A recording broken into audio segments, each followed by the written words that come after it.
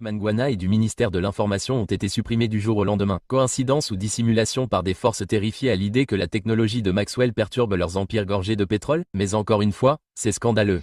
Pourquoi l'innovation africaine est-elle réduite au silence tandis que la Silicon Valley obtient le tapis rouge?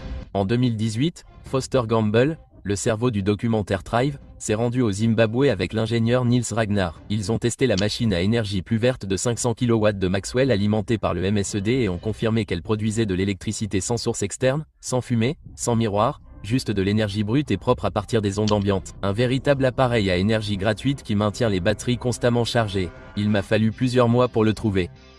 Mais quand je l'ai fait, ça m'a époustouflé.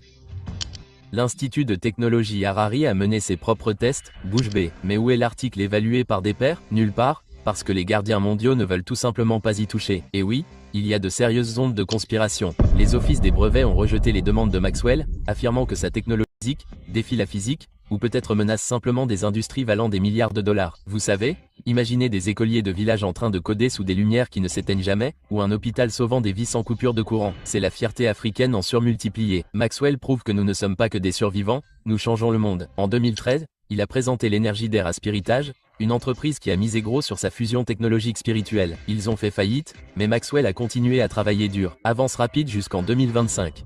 Il présente un KX3 Pro EV modifié, pas une imitation d'Alibaba, mais une bête fonctionnant sur son MSED. Immédiatement, les critiques ont dénoncé une simple voiture chinoise rebaptisée. Campagne de diffamation. Parier dessus. Et puis il y a l'histoire effrayante. Maxwell dit que lui et un partenaire ont été empoisonnés dans la Silicon Valley pour avoir osé perturber le marché. Son partenaire n'a pas survécu. Maxwell s'est enfui au Zimbabwe, invité par Managwa lui-même. Imaginez porter ce traumatisme, combattre des ennemis qui tueraient pour garder le roi du pétrole.